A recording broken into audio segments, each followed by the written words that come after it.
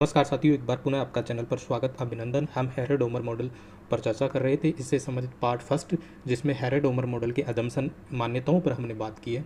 आज part second, जिसमें हेरेड ओमर को हम आगे बढ़ाते हैं। इसमें हम आज हेरोड के बारे में बात करेंगे।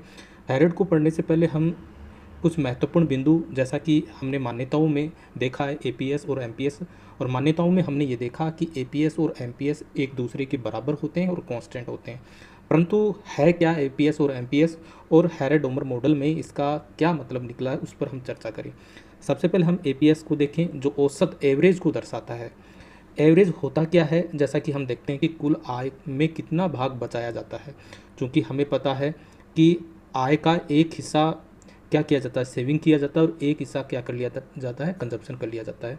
तो एपीएस होगा क्या, वह भाग जो हमने बचत किया और उसमें अगर हम कुल आय से उसको डिवाइड करते हैं तो वो हमारा औसत एवरेज प्राप्त होता है। जैसा कि उदाहरण में हम यहाँ देखें, आय मान लीजिए का 1000 है और 1000 में हम देखें बचत कर रहा है 200। इसका मतलब कंजप्शन जो की जा रही है वो 800 के बराबर की जा रही है। अर्थात यहाँ एपीएस क्या होगा, एपीएस होगा जैसा कि यहाँ सूत्र में देख रहे हैं एस अपॉन वाई, और एस कितना है 200, वाई कितना है 1000। इसका मतलब ये 0.20 है। अर्थात 20% भाग है वो आय का क्या किया जा रहा है, बचाया जा रहा है। इसी प्रकार हम एमपीएस को देखें तो ये मार्जिनल को दर्शाता है, और मार्जिनल ये दर्शाती है कि आय में जो अतिरिक्त वृद्धि हुई है उसके कारण हम कितना भाग बचाया जा रहा है। जहाँ यहाँ मैथमेटिकल रूप में हम देखें, जो delta S upon delta Y, यानी ये है बचत में परिवर्तन और डेल्टा वाई है आय में परिवर्तन को दर्शा रहा है। एक उदाहरण के द्वारा यहाँ हम समझे इसको, आय 1000 से बढ़कर 1200 हो गई। इसका मतलब आय में कितना परिवर्तन हुआ है, डेल्टा वाई यानी परिवर्तन हुआ है 200, यानी 1000 से 1200 हुई है। इसका मतलब आय कितनी बढ़ी है, 200 बढ़ी है। इसी प्रकार जब आय 1000 थी तो बचत 200 की जा रही थी, लेकिन आय बढ़कर 1200 हो गई। ऐसी स्थिति में जो बचत है वो बढ़कर 260 हो गई। इसका मतलब बचत में जो परिवर्तन हुआ है वो 60 का हुआ है। इसका मतलब एमपीएस कितनी हुई, जैसा कि हमें सूत्र के माध्यम से हम देख रहे हैं कि ये सूत्र है delta S upon delta Y. तो डेल्टा एस कितना है, आपने देखा 60, और वाई में कितना परिवर्तन हुआ है 200 का। इसका मतलब ये मान हमारा प्राप्त हुआ है ये। इसका मतलब जो अतिरिक्त आय है उसका कितना प्रतिशत अगर हम देखें, 30% भाग है वो बचत कर लिया जाता है। इस प्रकार हम यहाँ देख रहे हैं कि एपीएस है जो वो कुल आय में से कितना भाग बचाया जा रहा है, एक यहाँ हम देख रहे हैं एवरेज को दर्शा रहा है, जबकि एमपीएस ये दर्शा रही है कि आय जो हमारी बड़ी है उस अतिरिक्त आय का कितना भाग बचा रहे हैं। जो यानी एपीएस तो टोटल में ये देख रहे हैं कि टोटल में से बचत कितनी की जा रही है, ठीक है। परंतु एमपीएस इस बात को दर्शा रहा है कि जो आय हमारी बढ़ी है उस आय का कितना हिस्सा और बचत में परिवर्तन हुआ है वो दर्शा रहे हैं। अब हम हेरेड ओमर मॉडल में देखें तो हम ये मानते हैं कि एपीएस और एमपीएस है वो इक्वल होती है, बराबर होती है, और कांस्टेंट को दर्शा रही है। यहाँ एस का मतलब हो गया बचत अनुपात, जो कि हमने ये देखा स्थिर होता है, ताकि जो हमारा बचत फलन है वो सरल रूप से हम इसको प्राप्त कर सकते हैं। एस एमपीएस जो आर्थिक वृद्धि का प्रमुख निर्धारण है। जैसा कि हम हेरेड का वांछित जो आगे हम बात करेंगे, हेरेड की जो वर्दी दरें हैं जिनकी 3 प्रकार की दी है, जिन पर हम विस्तृत रूप से बात करेंगे, जहाँ से प्रश्न बनते हैं वहाँ एक बार ये सूत्र देखिएगा। GW जो ग्रोथ की वारंटेड जो ग्रोथ रेट है उसको दर्शा रहा है, और ये दर्शा रहा है एस अपॉन वी, है ना। यहाँ एस फिलहाल आप ये तो GW तो ये तो दिखाई दे रहा है आपको, जो ग्रोथ रेट है उसको दर्शा रहा है, जबकि ऊपर वाला जो एस है वो बचत प्रवृत्ति को, सेविंग रेशो को दर्शाता है। वी को एक बार छोड़ दीजिएगा, वी पर हम चर्चा करेंगे। फिलहाल आप ये देखिएगा GW और एस, ठीक है। अब यहाँ आप देखोगे कि GW और S में किस प्रकार का रिलेशन है। चूँकि आप यहाँ देखोगे इस सूत्र में तो S ऊपर की ओर है, इसका मतलब यहाँ S अगर ऊपर S बढ़ रहा है, बचत बढ़ रही है, बचत की प्रवृत्ति बढ़ रही है, तो GW भी बढ़ेगा, ग्रोथ रेट बढ़ेगी। इस टेबल के माध्यम से यहाँ देख रहे हैं कि एमपीएस 20% है, जो आपका V, आगे हम बात करेंगे V क्या है, क्योंकि हमने मान्यताओं में भी चर्चा की है, पूंजी उत्पादन अनुपात को ये दर्शाता है। और अब इसमें ग्रोथ रेट क्या है, एस अपॉन वी, एस कितना है 20 और जो वी कितना है 4। इसका मतलब ये हमारा मान आया 0.05 और इसको हम प्रतिशत के रूप में ले तो 5% आया। अब यहाँ जो सेविंग रेशो है वो बढ़कर 24% हो जाता है और वी हमारा कांस्टेंट रहता है, मान लीजिएगा 4 है। ऐसी स्थिति में जो हमारी ग्रोथ रेट है वो बढ़कर 6% हो जाती है। इस प्रकार यहाँ एक निष्कर्ष निकल रहा है कि जितनी अधिक बचत होगी उतनी ही अधिक वृद्धि दर होगी। जैसा कि हमने यहाँ देखा कि 20% से अगर सेविंग रेशो है वो बढ़कर 24% हो जाता है तो ग्रोथ रेट है वो बढ़ती है। आप यहाँ एपीएस को समझिएगा, एमपीएस को समझिएगा और इस जो बचत प्रवृत्ति है, जो सेविंग रेशो है, उसका ग्रोथ रेट के साथ किस प्रकार का रिलेशन है उसको समझिएगा। अब यहाँ हम ये देखें, डोमर मॉडल में अभी हम इस बात की चर्चा करेंगे जिसमें ये एस है वो हमारी जो सेविंग रेशो है उसको दर्शा रहा है। ठीक है, तो यहाँ एपीएस का सूत्र हमने देख लिया, एस अपॉन वाई होता है। एमपीएस का देख लिया, delta S upon Y, delta S upon delta Y होता है। क्योंकि हमें पता है कि एमपीसी और एमपीएस का जो योग होता है, टोटल होता है, वो 1 के बराबर है। यहाँ हम देखें, अगर हम एमपीसी निकालते हैं तो 1 में से माइनस एमपीएस कर लेते हैं। चूँकि हेरेडोमर हमने देखा कि एपीएस और एमपीएस दोनों बराबर है और वृद्धि दर किस पर निर्भर करती है, सेविंग रेशो और कैपिटल आउटपुट रेशो पर निर्भर करती है। और यहाँ एमपीएस है वो क्या है, स्थिर रखा गया। अगर यहाँ हम देखें बचत बढ़ती है तो बचत बढ़ने से निवेश बढ़ेगा, इन्वेस्टमेंट बढ़ेगा, आप पूंजी स्टॉक बढ़ेगा, पूंजी बढ़ेगी और हम देखें ग्रोथ रेट बढ़ती है। इस प्रकार saving ratio, investment, capital formation, higher growth और इकोनॉमी डेवलपमेंट।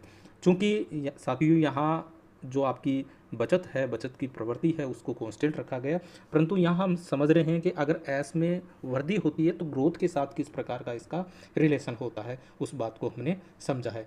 मॉडल में दूसरी जो महत्वपूर्ण, जो बार बार जिसका प्रयोग किया जाएगा, इसके बारे में भी हमें जानना है, वो है पूंजी उत्पादन अनुपात। आखिरकार पूंजी उत्पादन अनुपात है क्या, इस बात को हम समझेंगे। तो पूंजी उत्पादन अनुपात, जिसको कैपिटल आउटपुट रेशो कहते हैं, ये हमें ये बताता है कि एक इकाई उत्पादन यानी आउटपुट प्राप्त करने के लिए कितनी पूंजी कैपिटल की आवश्यकता होती है। यानी हम जो भी प्रोडक्शन कर रहे हैं, प्रोडक्शन के लिए कैपिटल की आवश्यकता होती है, तो वो इस बात को दर्शाता है पूंजी उत्पादन अनुपात। यहाँ ये दर्शा रहा है के अपॉन वाई, के आप पूंजी कैपिटल स्टॉक है, और जबकि वाई है वो उत्पादन यानी आउटपुट और इनकम को, या तो उत्पादन ले लो इसको, या आप एक प्रकार से आय के रूप में इसको दर्शा सकते हो। और वी यहाँ दर्शा रहा है कैपिटल आउटपुट रेशो। हेरेडोमर मॉडल में जब हम तीनों ग्रोथ रेट को समझेंगे वहाँ इसका बड़ा महत्वपूर्ण रोल होगा, बार बार इसका प्रयोग किया जाएगा। साथियों, अभी विभिन्न प्रकार की प्रतियोगी परीक्षाएं आ रही है, उसमें जितने भी प्रश्न बन रहे हैं उनका एक स्टैंडर्ड है और उसके अनुसार हमें थोड़ा सा डीपली जानना पड़ेगा। यहाँ एग्जाम्पल के रूप में देखें, पूंजी कैपिटल जो कि 400 करोड़ है, जबकि उत्पादन किया जा रहा है 100 करोड़ को हम पूंजी उत्पादन अनुपात के रूप में अगर देखें तो ये हमारा, चूँकि ये इसका सूत्र है, यानी यहाँ हमने के की जगह 400 और जो उत्पादन है वो रख दिया। अब ये हमारा जो मान प्राप्त आ रहा है वो 4 प्राप्त हो रहा है।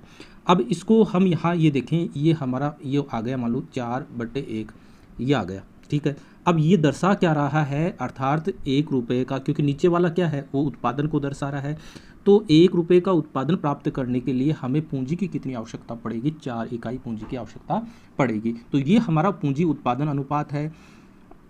अब इसको एक और तरीके से समझा जा सकता है जिसको कहा जाता है वृद्धिशील पूंजी उत्पादन अनुपात। कुछ नहीं है, इसको परिवर्तन के रूप में लिखते हैं, डेल्टा के अपॉन डेल्टा वाई, यानी ये दर्शा रहा है पूंजी में अतिरिक्त वृद्धि कितनी हुई है और उत्पादन में अतिरिक्त वृद्धि कितनी हुई है। यदि हम ये कहें कि पूंजी की अगर 40 करोड़ की बढ़ोतरी हुई है जिसके कारण उत्पादन 10 करोड़ का हुआ है, तो यहाँ हम इसके परिवर्तन रूप को रख रहे हैं 40/10, यानी हमारा यहाँ 4 प्राप्त हुआ है। अर्थात ये दर्शा रहा है कि एक अतिरिक्त इकाई उत्पादन करने के लिए कितनी पूंजी की आवश्यकता पड़ रही है, 4 की आवश्यकता पड़ रही है। तो ये हमने V को समझा है। अब इसका हेरेडोमर में देखें तो हम आगे बात करेंगे GW की, जिसको हम वांछित या अभिष्ट वृद्धि दर, वांटेड ग्रोथ रेट कहते हैं। उसमें GW में S भी है, जिसकी हमने इससे पहले चर्चा की, जो बचत अनुपात को, सेविंग रेशो को दर्शा रहा है। और नीचे जो दे रखा है वो पूंजी उत्पादन अनुपात है। इन दोनों पर निर्भर है, क्योंकि S जो ऊपर बैठा है उसके साथ ग्रोथ रेट के साथ जो रिलेशन है, यानी अगर जो सेविंग रेशो बढ़ेगा तो ग्रोथ रेट बढ़ेगी। लेकिन V के साथ इसका अपोजिट रिलेशन है। V क्योंकि बटे के नीचे, इसका मतलब पूंजी उत्पादन अनुपात अगर बढ़ता है, इंक्रीज होता है, तो ऐसी स्थिति में जो हमारा ग्रोथ रेट है वो कम होगी, वारंटेड। यहाँ थोड़ा सा इस टेबल के माध्यम से इसको समझ सकते हैं। पहली स्थिति आप यहाँ देखिएगा, पहली स्थिति हम यहाँ देखेंगे कि यहाँ बचत अनुपात को दोनों स्थितियों में 20% दे रखा है। पूंजी उत्पादन अनुपात जब 4 था ऐसी स्थिति में, क्योंकि जो ग्रोथ रेट है वो S/V के ऊपर रखते हैं, जो हमारा ये मान प्राप्त हुआ, और अगर परसेंटेज रूप में देखें तो ये 5% प्राप्त हो रहा है। जबकि पूंजी उत्पादन अनुपात है वो बढ़ गया ऐसी स्थिति में। अब जब इसका हम कैलकुलेट करेंगे तो ऐसी स्थिति में ये कितना आया, 4% आया। इसका मतलब ये हुआ कि अगर बढ़ रहा है तो ऐसी स्थिति में हमारी ग्रोथ रेट घट रही है, और होना भी चाहिए, क्योंकि वही वस्तु हम ये देखें कि अगर पूंजी उत्पादन अनुपात बढ़ रहा है, इसका मतलब ये हुआ कि उतनी ही एक इकाई जो उत्पादन है वो अधिक पूंजी के द्वारा की जाएगी, और ऐसी स्थिति में जो ग्रोथ रेट है वो कम होगी। निष्कर्ष रूप में हम यहाँ ये कहेंगे पूंजी उत्पादन अनुपात जितना अधिक होगा, वृद्धि दर है, ग्रोथ रेट है वो कम होगी। और आप एक सामान्य रूप से इस बात को भी समझिएगा, क्योंकि हम किसी के कार्य को कर रहे हैं, अधिक पूंजी लग रही है, इसका मतलब खर्चा भी ज़्यादा आएगा। तो पूंजी उत्पादन अनुपात है वो इस बात को दर्शा रहा है कि क्या होगा, अगर पूंजी उत्पादन अनुपात अधिक होगा तो ग्रोथ रेट आपकी है वो कम होगी। हैरेड-डोमर मॉडल में वी को स्थिर माना गया है, ये आपको पता है इसको क्या माना गया है, स्थिर माना गया है। और इसमें क्यों, क्योंकि तकनीकी स्थिर है, वो जो टेक्नोलॉजी है वो कांस्टेंट है। आपका पूंजी और श्रम के बीच जो प्रतिस्थापन है, जो K/L का जो अनुपात है वो भी स्थिर रहता है, इसलिए उनका एक दूसरे के स्थान पर प्रयोग नहीं कर सकते। और लियोनटिफ, ये सब हमने मान्यताओं में चर्चा की, इसलिए वी हमारा कांस्टेंट है, यानी पूंजी उत्पादन अनुपात कांस्टेंट। आगे हम इस बात की चर्चा करेंगे, यही कारण बनता है जो छुरी धार जो प्रॉब्लम है उसका कारण यही बनता है, क्योंकि एक बार जब संतुलन बिगड़ जाता है ऐसी स्थिति में पुनः उसको प्राप्त करना बड़ी दिक्कत होती है। और वो कारण आप देखो कि मुख्य रूप से यही है कि आपका जो सेविंग रेशो है और आपका जो कैपिटल आउटपुट जो अनुपात है, रेशो है, उसको कांस्टेंट लिया है। और यदि अर्थव्यवस्था में थोड़ी भी संतुलन से हट जाए तो स्वतः वापस नहीं आता है, और यही कारण होता है जो आप इसको देख रहे हो। अब यहाँ हमने पहले भी देखा कि पूंजी उत्पादन अनुपात है, बढ़ने पर वृद्धि दर घटती है, पूंजी उत्पादन अनुपात स्थिर रहने पर जो टेक्नोलॉजी है उसके स्थिर रहने के कारण है। और कौन सा उत्पादन फलन इसके सबसे नज़दीक है, ये प्रश्न बनते हैं बार बार, जो आपका लियोनटिफ उत्पादन फलन है वो उसके माध्यम से। मुख्य रूप बात है हैरेड-डोमर मॉडल में बचत एस वृद्धि को बढ़ाती है, जबकि पूंजी उत्पादन अनुपात वी है वो घटाता है। ये हमने ये देख लिया, और याद करने की ट्रिक यही है, इसकी भी हमने बात की। पूंजी उत्पादन अनुपात अधिक है, इसका मतलब जो ग्रोथ रेट है वो कम होगी, दोनों में रिवर्स रिलेशन है, तो इस बात को हमने देखा है। अब हैरेड-डोमर मॉडल में साथियों सबसे पहले हम आज की इस वीडियो में हैरेड के बारे में बात करेंगे, आखिरकार उसने क्या बात की है। तो हम यहाँ देखें, हैरेड है वो ये बताता है, इस बात को देखिएगा, अर्थव्यवस्था में जो सतत है और एक संतुलित बैलेंस है वो वृद्धि कैसे बनाई जा सकती है। यदि अर्थव्यवस्था में एक बार संतुलन मार्ग यानी इक्विलिब्रियम जो पथ है वो हट जाए तो इस प्रकार की जो संचयी शक्तियाँ इस प्रकार से वो कार्य करेगी और जिसे और अधिक असंतुलन की ओर ले जाएगा, है ना। तो इसे ही क्या कहा गया है, आप देखो कि छुरी धार जो संतुलन है, इक्विलिब्रियम है, वो कहा गया है। यानी एक बार संतुलन बिगड़ गया तो वो वापस बनना बड़ा मुश्किल होता है। इन्होंने 3 प्रकार की, साथियों इनको देख लीजिएगा, प्रश्न बनते हैं। वास्तविक एक्चुअल ग्रोथ रेट क्या होती है, यानी इसको परिवर्तन के रूप में देखा है, यानी डेल्टा Y/Y, यानी कितना परिवर्तन हुआ है। यानी आप यहाँ देखोगे कि जैसे Y है 100 था और Y 120 हो गया है, इसका मतलब कितना परिवर्तन हुआ, 20 का परिवर्तन हुआ। तो ये ग्रोथ रेट है वो क्या होगी, 20 का परिवर्तन डेल्टा Y ये है, और प्रारंभिक आय कितनी है, 100 है, इसका मतलब ये है, यानी 20/100। इसको यहाँ हैरेड महोदय ने इस प्रकार से भी लिखा है जिसकी हम चर्चा करेंगे। यानी ये जो अल्पकालीन जो शॉर्ट रन के जो चक्रीय साइकिल जो उतार चढ़ाव है उसको दर्शाता है, कौन सा, एक्चुअल ग्रोथ रेट। और ये बचत अनुपात था, पूंजी उत्पादन अनुपात है, सेविंग रेशो और आपका कैपिटल आउटपुट रेशो है, उस पर निर्भर करता है। इसको इस प्रकार से लिखा है GC = S, और इसको इस प्रकार से G यहाँ है और S है, और इस C को इस तरफ ले जाएंगे तो ये अपोन में आ जाएगा। ये आपका सेविंग रेशो है, और ये नीचे जो C दे रखा है वो पूंजी उत्पादन अनुपात है। अब ये सूत्र आपको पकड़ कर रखना है ना। यानी G क्या है, एक्चुअल ग्रोथ रेट है, C क्या है, एक्चुअल जो कैपिटल आउटपुट रेशो है, यानी जितना उत्पादन किया जा रहा है उसके लिए वास्तव में पूंजी कितनी उपलब्ध है उसको दर्शा रहा है, वास्तविक को दर्शा रहा है। और ये S है वो सेविंग रेशो को दर्शा रहा है। साथियों यहाँ अब हम हैरोड की दूसरी जो वृद्धि दर है, अभिष्ट वृद्धि दर, वारंटेड ग्रोथ रेट, उसको देखते हैं। यहाँ फर्क कुछ नहीं है, यहाँ जी दे रखा था, यहाँ जी डब्ल्यू है। जी डब्ल्यू का मतलब अभिष्ट वारंटेड जो ग्रोथ रेट है उसको दर्शा रहा है। एस यहाँ भी है, एस यहाँ भी है, परंतु यहाँ सी था, सी दर्शा रहा है एक्चुअल में कितनी वास्तव में पूंजी उत्पादन रेशो है, जबकि सी आर ये है रिक्वायर्ड जो आपका कैपिटल आउटपुट रेशो है, जिसकी आप ये देखोगे आवश्यकता या जो रिक्वायर्ड की गई है ना, तो वो इसको ये दर्शा रहा है। यहाँ ये ग्रोथ रेट है वो ये देख रहा है जो उद्यमी है, जो आउटपुट कर रहे हैं, जो प्रोड्यूसर है, वो संतुष्ट रहते हैं अगर इस ग्रोथ रेट पर रहते हैं। जो भी उत्पादित वस्तुएं वो सारी की सारी बिक जाती है, किसी प्रकार की एक्सेस कैपेसिटी नहीं रहती है और निवेश जारी रहता है। ये प्रश्न पूछा जाता है, वह वृद्धि दर जिस पर उत्पादक है वो संतुष्ट रहता है, वो कौन सी ग्रोथ रेट है? हैरोल्ड के अनुसार वो वारंटेड है। ठीक है साथियों, बहुत बड़ी आसान तरीके से हम इसको समझेंगे, आपको बिल्कुल भी वीडियो को स्किप नहीं करना है। इसको अन्य नाम है, ये भी आप ध्यान में रखना। वारंटेड ग्रोथ रेट है, आपकी फुल कैपेसिटी ग्रोथ रेट है, सेल्फ सस्टेन्ड ग्रोथ रेट है। अभिष्ट वृद्धि दर का अर्थ ये है कि पूंजी स्टॉक का पूरा उपयोग होता है, निवेश योजनाएं सफल रहती है और अर्थव्यवस्था संतुलन पथ पर चलती है। यानी यहाँ जो उत्पादन कर रहा है वो इस प्रकार की ग्रोथ रेट की वो इच्छा करता है कि अगर इस प्रकार की ग्रोथ रेट पर अगर वो चलता है तो इस प्रकार जिस उन्होंने जो भी प्लान किया था, वो योजना बनाई थी वस्तुओं के उत्पादन की, वो वस्तुओं की उत्पादन किया जा रहा है, वो सारी की सारी वस्तुएं बिक जाती है। तीसरी जो आप प्राकृतिक जो वृद्धि दर है, नेचुरल ग्रोथ रेट है, जो अर्थव्यवस्था की अधिकतम जो संभाव्य वृद्धि दर है वो निर्भर करती है कुछ इस प्रकार की जनसंख्या वृद्धि दर, पॉपुलेशन ग्रोथ पर, आप देखोगे श्रम शक्ति वृद्धि दर पर, और आपकी तकनीकी प्रगति पर, टेक्नोलॉजी प्रोग्रेस है उस पर निर्भर करती है। इनको अन्य नाम नेचुरल ग्रोथ रेट है, संभाव्य ग्रोथ रेट है, और पूर्ण रोजगार की जो ग्रोथ रेट है उसके नाम से भी इसको जाना जाता है। अब यहाँ ये हैरोल्ड के अनुसार ये उच्चतम प्राप्त करने योग्य वृद्धि दर है कहा जाता है। तो इस प्रकार अगर संतुलन की स्थिति हो तो तीनों बराबर होंगे तब पूर्ण संतुलन होगा, उत्पादक भी संतुष्ट होंगे, पूंजी का कैपिटल का जो यूज होना है वो पूरा होगा और पूर्ण रोजगार होगा। तो इस प्रकार 3 प्रकार की जो ग्रोथ रेट है उसकी चर्चा की गई है। अब इनमें चूंकि हमने ये देखा कि एक बार अगर संतुलन बिगड़ जाता है तो पुनः स्थापित करना बड़ा मुश्किल होता है। किस प्रकार से संतुलन बिगड़ता है और किस प्रकार से क्या स्थिति उत्पन्न होती है उस पर हम चर्चा करेंगे। फिलहाल हम यहाँ केवल 2 ही जो ग्रोथ रेट है उनको लेकर चलेंगे, इसके बाद हम तीनों को शामिल करेंगे। फिलहाल हम यहाँ जी और जी डब्ल्यू को देख रहे हैं ना, उसके बाद हम जी एन को भी शामिल कर लेंगे। तो आप देखोगे मूल विचार क्या है हैरोल्ड के अनुसार, है ना, वो देखोगे कि हैरोल्ड के अनुसार जो अर्थव्यवस्था में है वो सतत और संतुलित वृद्धि दर तभी संभव होगी जब G equals to ji W होगा और आपका जो वास्तविक जो पूंजी उत्पादन अनुपात है वो आपका रिक्वायर्ड पूंजी उत्पादन अनुपात के बराबर होता है। जी क्या है जिसकी हमने चर्चा कर ली, जी डब्ल्यू क्या है उसकी भी चर्चा कर ली, सी क्या है वास्तविक एक्चुअल है, और सी आर क्या है आवश्यक या इच्छित यानी रिक्वायर्ड जो कैपिटल आउटपुट रेशो है वो है।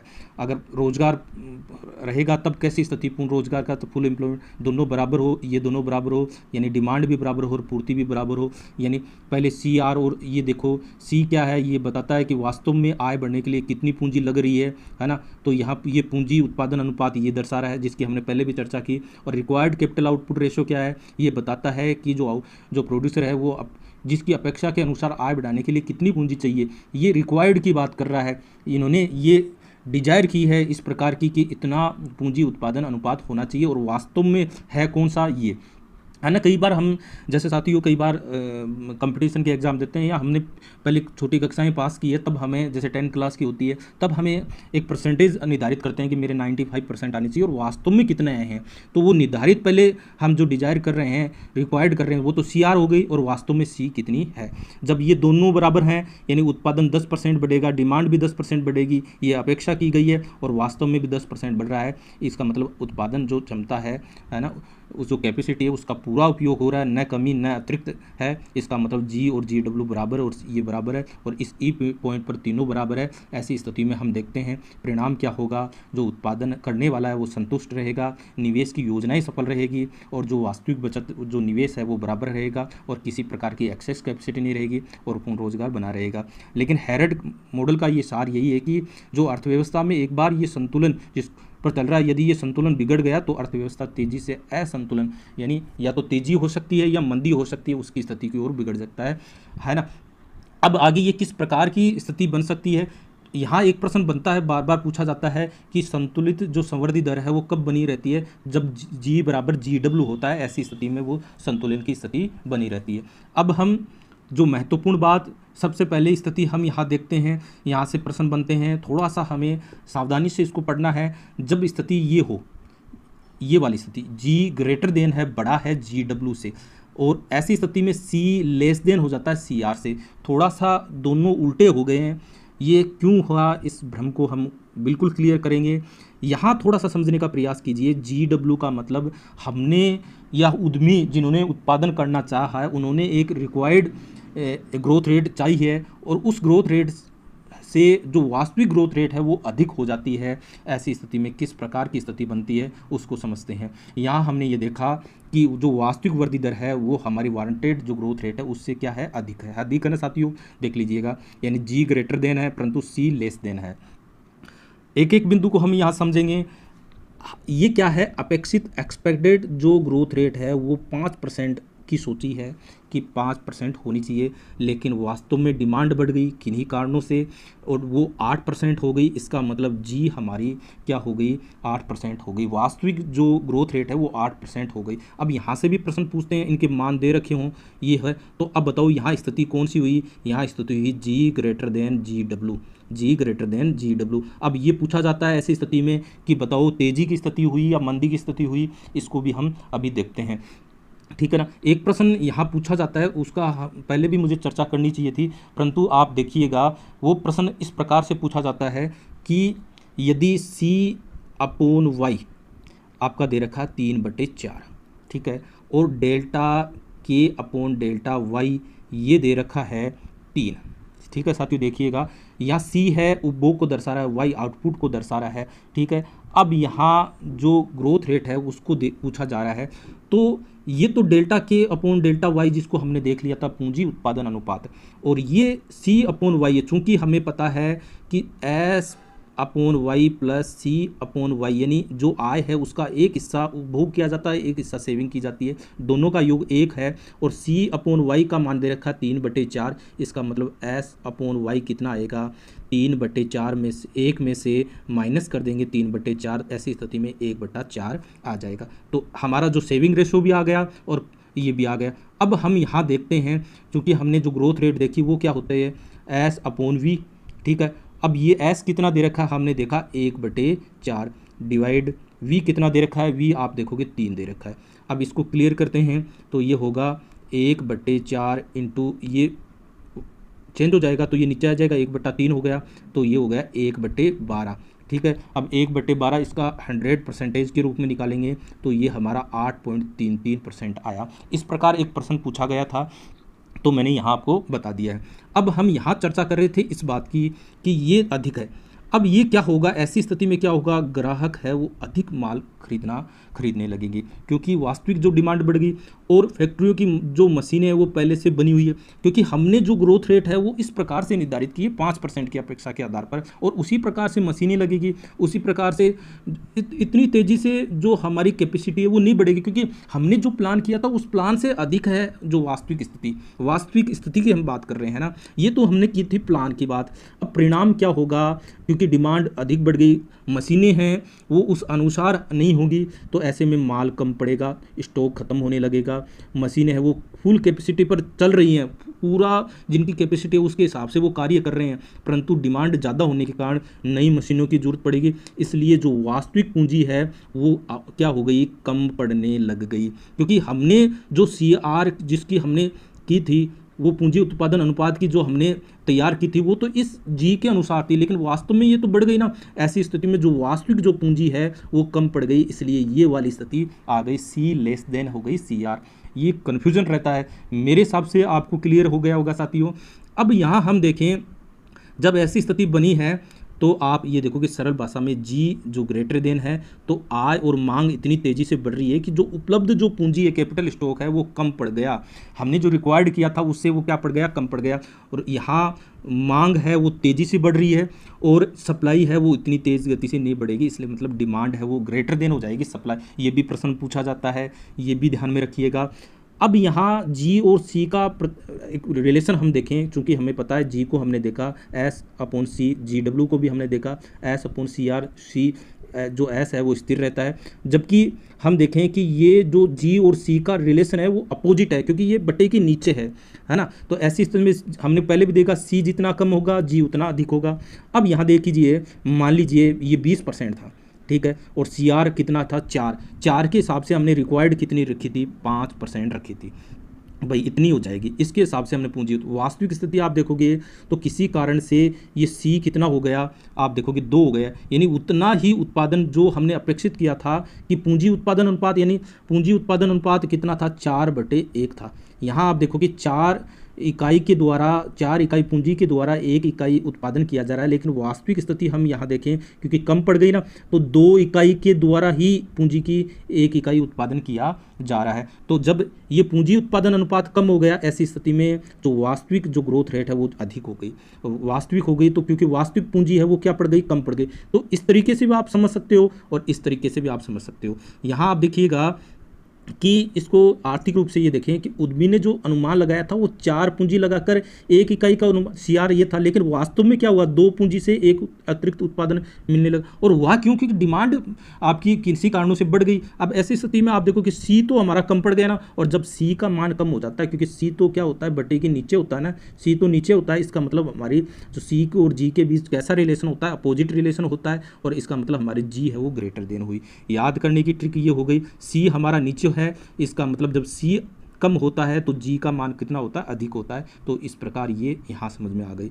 अब यहाँ हम ये देखें कि सी और सी आर क्यों बदले, इस बात को भी आप समझिएगा, क्योंकि हमने ये देखा कि मांग अपेक्षा से अधिक बढ़ गई है, तो मौजूदा मशीनों का अधिक उपयोग होने लग गया, तो उत्पादन तेजी से बढ़े, परंतु सी यहाँ घट जाएगा। जब उत्पादन अधिक बढ़ जाएगा, है ना, तो ऐसी स्थिति में जो पूंजी उत्पादन अनुपात है वो क्या हो जाएगा, घट जाएगा, क्योंकि पूंजी उत्पादन अनुपात क्या है, सी अपॉन वाई है, इसका गहनता से उपयोग हुआ, तो ये वाला मान जब बढ़ रहा है तो नीचे हर का मान जब बढ़ जाता है तो ये अनुपात है वो क्या हो जाएगा, कम हो जाएगा।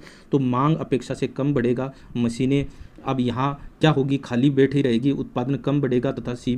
दूसरी स्थिति ये हो जाएगी, दूसरी स्थिति ये, एक स्थिति ये है जब ये हम आगे पढ़ेंगे स्थिति दूसरी वाली, ठीक है। अब उद्यमी क्या सोचते हैं, 10 मशीनें लगाकर हमने 100 यूनिट उत्पादन करूंगा, ये तो सीआर था, परंतु वास्तव में क्या हुआ, मांग इतनी बढ़ गई कि 10 मशीनों से ही 150 यूनिट उत्पादन होने लग गया। इसका मतलब वास्तविक जो पूंजी उत्पादन अनुपात है वो कम हो जाएगा, पूंजी कम पड़ जाएगी, वस्तुओं की कमी हो जाएगी, मशीनें कम हो जाएंगी, निवेश कम होने लग जाएगा, कीमतें बढ़ने लग जाएगी, और कौन सी स्थिति आ जाएगी, इन्फ्लेक्शन की स्थिति आ जाएगी। ये प्रश्न पूछा गया है साथियों, है ना। क्या होता है, मांग बहुत तेज़ी से बढ़ेगी, उत्पादन जो कैपेसिटी है वो तेज़ी से नहीं बढ़ पाती है, क्योंकि हमने उसके अनुसार योजना बनाई थी, वस्तुओं की कमी हो जाती है, मशीनें पूंजीगत वस्तुओं की कमी हो जाती है, निवेश बढ़ता है, और उद्यमी है वो आशावादी होते हैं, और एक प्रकार से ये इन्फ्लेक्शन की स्थिति बढ़ जाती है ना, क्योंकि वस्तुएं कम पड़ गई, और जब वस्तुएं कम पड़ जाती है, डिमांड ज़्यादा हो जाती है, तो वस्तुओं की कीमतें बढ़ने लग जाती है, और ऐसी स्थिति में ये इन्फ्लेक्शन की स्थिति हो जाती है। तो ये प्रश्न पूछा गया है कि जब जी ए अगर 10% है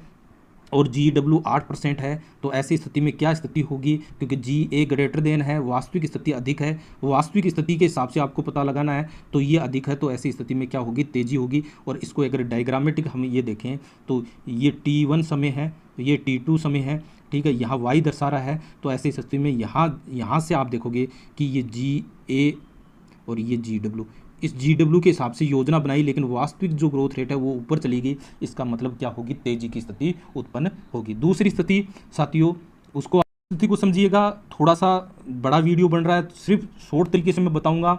इसके बाद नेक्स्ट वीडियो में हम GN जो प्राकृतिक वृद्धि दर है उसको भी शामिल करते हुए हम उस बात की चर्चा करेंगे, और उसके बाद हम डोमर मॉडल है उस पर चर्चा करेंगे। मेरा मानना है, कुछ साथी कह रहे हैं कि सर बड़े वीडियो बन रहे हैं, परंतु अगर हम उस टॉपिक को समझेंगे तो आगे हमारे को इसी प्रकार की, ये इसकी ठीक उल्टी स्थिति है, रिक्वायर्ड जो निर्धारित की थी उससे वास्तविक जो वृद्धि दर है वो कम हो गई है, वास्तविक कम होगी, इसका मतलब बताइए तेजी आएगी कि मंदी आएगी। हाँ बिल्कुल सही बात है आपकी, मंदी की स्थिति आएगी, और यहाँ जो वास्तविक पूंजी है, उत्पादन अनुपात है वो ज़्यादा रहेगा। ये हम यहाँ देख रहे हैं स्थिति, और अपेक्षित अनुपात ये वृद्धि दर का ये लगाया, लेकिन वास्तविक है वो कम रही।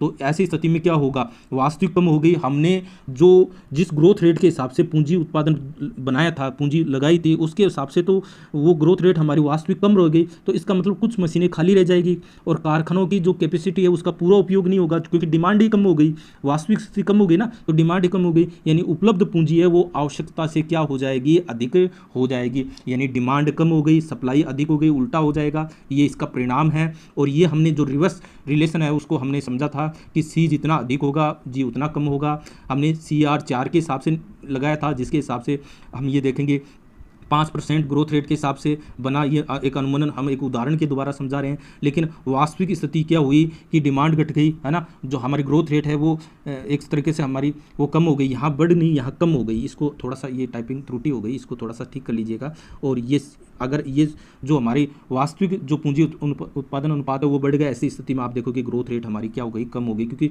जो 6 है वो बटे के नीचे होगा और जो नीचे का मान जितना बड़ा होगा वो वैल्यू हमारी कम आएगी। इसका मतलब GW जो बड़ा है, लेकिन C क्या हो जाएगी, वास्तविक जो पूंजी उत्पादन अनुपात है वो आवश्यकता से ज़्यादा बढ़ गया है। इसको हमने ये समझा कि 4 के हिसाब से अनुमान लगाया था कि 1 इकाई उत्पादन बनेगी, लेकिन वास्तव में क्या हुआ, क्योंकि डिमांड घट गई, इसका मतलब ज़्यादा उत्पादन की आवश्यकता नहीं पड़ी, तो 6 पूंजी के हिसाब से उत्पादन होने लग गया। इसका मतलब वास्तविक जो पूंजी उत्पादन अनुपात है वो बढ़ गया, और ऐसी स्थिति को हमने यह समझा था। अब केस दूसरी स्थिति ये देखो कि ये अनुमान लगाया था कि 10 मशीनें लगाकर 100 यूनिट का उत्पादन करेंगे, वास्तव में 10 मशीनों से 70 यूनिट का ही उत्पादन हुआ है, बाकी मशीनें बेकार पड़ी है। आय धीरे धीरे बढ़ेगी, एक्सेस कैपेसिटी होगी, है ना, तो आइडल कैपेसिटी की स्थिति होगी, पूंजी और मशीगत जो पूंजीगत वस्तुओं की अधिकता हो गई, निवेश घट गया, उद्यमी निराश हो जाएंगे और क्या हो जाएगी, मंदी की स्थिति हो जाएगी। इस बात की हमने देख ली है। अब यहाँ हेरेड का सबसे महत्वपूर्ण योगदान ये है कि अर्थव्यवस्था में एक बार संतुलन मार्ग हट जाएगा तो स्वतः वापस नहीं प्राप्त होगा, और यदि जी से बड़ा होगा तो तेजी होगी और ये कम होगा तो मंदी होगी, अर्थात असंतुलन स्वयं समाप्त नहीं होगा, समय के साथ बढ़ता जाएगा। और एक कथन है हेरोड का प्रसिद्ध कथन, संतुलन मार्ग पर बने रहना ही स्थिरता देता है, परंतु उससे हटने पर इस प्रकार की शक्तियां कार्य करेगी कि वो इसको बढ़ाती जाएगी। तो इस प्रकार एक प्रश्न ऐसा भी पूछा जा सकता है जो बार बार पूछा जा गया है कि अगर GA से GW बड़ा है, ऐसी स्थिति में क्या होगा, तेजी होगी, मंदी होगी, इस बात को प्रश्न पूछा गया है। और एक प्रश्न ये पूछा गया है, साथियों ध्यान में रखना, G दे रखा है 5%, G कितना दे रखा है, 5% दे रखा है, और MPS जिसकी हम बचत प्रवृत्ति सेविंग रेशियो दे रखा है 0.5। तो यहाँ पूंजी उत्पादन अनुपात पूछा है, तो वही G बराबर आप क्या लिखोगे, सूत्र क्या हुआ है, S/V। G का मान दे रखा है, कितना दे रखा है 5%, यानी प्रतिशत को उठाएंगे तो 5/100 हो गया। S कितना दे रखा है, 0.5 दे रखा है, और यहाँ नीचे क्या आएगा, V। अब इसको हल कर लीजिएगा, और इसको हल करने के बाद अब इसको हल इस प्रकार से करोगे, आप देखिएगा ये हमने यहाँ प्राप्त किया 5/100 और ये हो गया 0.5 V को इधर ले आएंगे तो V बराबर ये हो गया 0.5/5 गुणा 100। हल किया ना, तो इसको हल करेंगे आप, तो इसको हल हम यहाँ करते हैं तो ये कैंसिल हो गया 10, यानी ये 10% आएगी आपका, 10 आ गया, या प्रतिशत नहीं 10 आ गया आपका पूंजी उत्पादन अनुपात आ गया। तो इस प्रकार से साथियों प्रश्न पूछे जाते हैं। हमने यहाँ दोनों जो ग्रोथ रेट है, वास्तविक एक्चुअल और जो वारंटेड ग्रोथ रेट है, उसको लेकर चर्चा की। नेक्स्ट वीडियो में हम जो नेचुरल ग्रोथ रेट है उससे संबंधित भी प्रश्न पूछे जाते हैं। आपको किस प्रकार से आज का वीडियो लगा, अगर किसी प्रकार की टॉपिक को समझने में दिक्कत है तो आप साथियों कमेंट कीजिएगा, और आपको टॉपिक अच्छा लगा है तो लाइक जरूर कीजिएगा, कमेंट आवश्यक रूप से कीजिएगा, और भी अधिक अच्छा लगा तो अधिक से अधिक लोगों को शेयर कीजिएगा, क्योंकि मुझे अधिक ऊर्जा मिलेगी, क्योंकि इसमें काफ़ी मेहनत लगती है सर, और तो इसलिए आपके कमेंट का इंतज़ार रहता है। आज के लिए बस इतना ही, धन्यवाद।